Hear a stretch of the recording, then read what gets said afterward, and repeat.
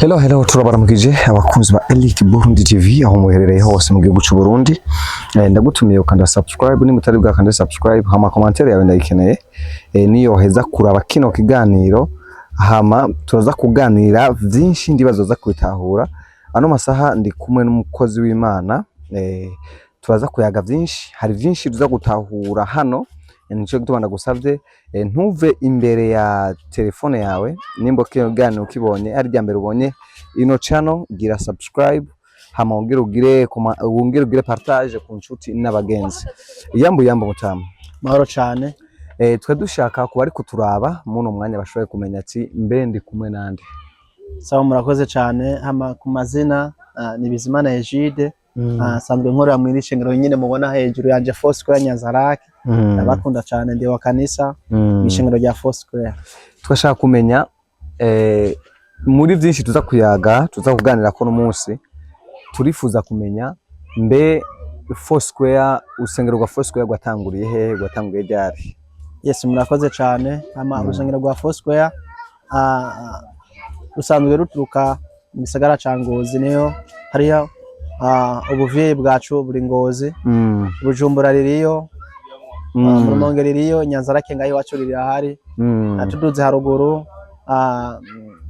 ku Muyange ntiturashikayo Makamba ririyo Rutana Gitega no muhende no muzindi ntara ariko zitandukanye hose ririyo. Aho Nyanzarake Foursquare yashite ryari? Bo aho Nyanzarake Foursquare yashise mu mwaka twatanguye muri 2005 bari bake gose ariko Imana yagumituye tuzamura dutangura ahantu ho gupanga kuva 2007 tutangura ibintu byo gupanga ariko Imana irabana natwe muri ibyo bintu byo gupanga. Imana tugira neza twabaye mu bintu byo gupanga hafi imyaka nkandwi tuba muri ibyo bintu byo gupanga tubaye muri ibyo bintu byo gupanga abarongozi canke abavyeyi bacu baratwiyumvira ko batugurira kino kibanza musanzwe mubona nicayemwe ahantu twarotse n'abavyeyi bacu batuguriye basanzwe badukurira kuva i Bujumbura tukura kino kibanza nariko nkatwebwe nk'abakristo canke abarongozi b'ishengero koragize inguvu nyinshi cyane kugira natwe twiyungonganye bijanye no gufyatura n'ibindi bikorwa bisaba kugira ishengero bihagarare mere bene uko. Nashaka kumenya ijambo kunze kuvugwa n'abantu benshi yuko hariho ubwinshi bw'amasengero cyane ngo ariko ngo bakizwa bakaba bake byo biva kuki? Yes murakoze cyane hama ndagomba ndababarire Foursquare urashobora kubaza ati no Foursquare isobanura iki bikakunanira bikakuzazanira. Foursquare ishengero vuga butumwa mu mpande zine z'isi. Yes murakoze cyane hama amashengero Nyanzarake ari amashengero atari make menshi cyane ariko umuntu wese bivana nuko avyayimvamo mu mutima bati sengera Yesu ashimwe. Umuntu yasengeye ahantu arumva inyota n'umuhamagaro hajya ahantu kandi iyo ugiye gusengera ahantu uhashaka unabikunze uratabagwa. Ikibazo gikunze kuba ni ikibazo cyuko bivugwa ngo yuko muri Foursquare aba ari urusengero rubamwe ibitangaza byinshi. Yes. Abantu benshi ko bahakirira benshi bakavuga yuko n'umurongozi waho yoba ari mu Freemason niko babivuga. Yes. Sio vyo navyo bidufasha ukavyitusha ko gute. Sawa murakoze cyane hama aho iwacu muri Foursquare Imana irakoresha abantu canke ikoresha umurongozi wacu. Iyo ujugwaye icambere manza kwizera naho ubugwaye bwanje ntwaye hajya ahantu ndizera ndaza gukira. Ikintu cambere umuntu wese ugira utabaga umanze wizera kandi wizera umujya mukozi Imana agiye gusengera ukamanza ukizera kubera umugiye utizeye ujya umuntu agiye gusengera biragukugura kugira utabaruke ariko iyo umaze kwizera uratabaruka ugakira.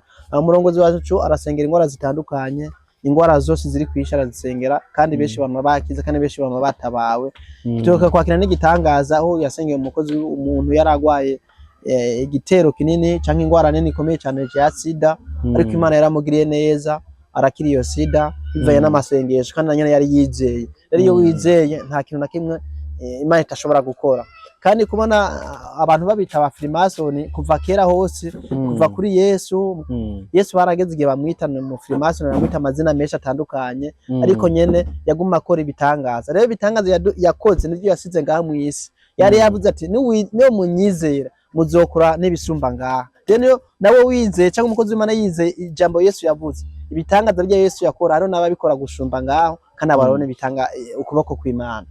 urakoze cyane mukozi w'Imana. Yes. Murakoze ku mwanya muduhaye.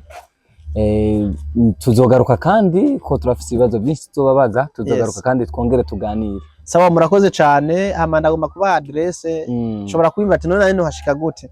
Adresse uvuye muri Rompwe, hajya muri Rompwe ya Nyanzarake, ushobora gufata ikinga canke moto ugacishikana bita kujya kabiri. Kweze kujya kabiri ari barabara marica rimanuka, ushobora gucura imanukana yose urimanukanye ugeze hepfo hano mu ikorosi basanzwe bita hano mu ikorosi bajeje mu ikorosi Foursquare iramajahe cyangwa ukabaza ati kwa David Apotre umwana wese abagushikanye tuguhaye kaza na karibu twamatwinjira imisi yose sofu gusa kuwa mbere ariko kuwa kabiri saa 10 tuba turi gushima Imana ibitangaza yadukoreye. Kuwa gatatu dufise amasengesho kuva saa 2:30 gushikana saa 8 canke saa 9. Ku munsi wa kane dufise gushima ruwanje na adoration ni saa 10 11. Kuwa gatanu n'amashimwe y'amasengesho. Kuwa gatandatu turishima Imana saa 8 gushikana saa 10. Kuwa Mungu tuba dufise igikorane kidasanzwe cyane, turabatumiye cyane gose karibu tusangira imigisha y'Imana kandi nezera ibidasanzwe zibandanye bikoreka muri Foursquare. Tubaye kaza na karibu icicaro ni hajyanye na Nyanzarake, kaze cyane murakoze cyane. Ego tuzadukora dufise abarongozi benshi cyane muri Foursquare.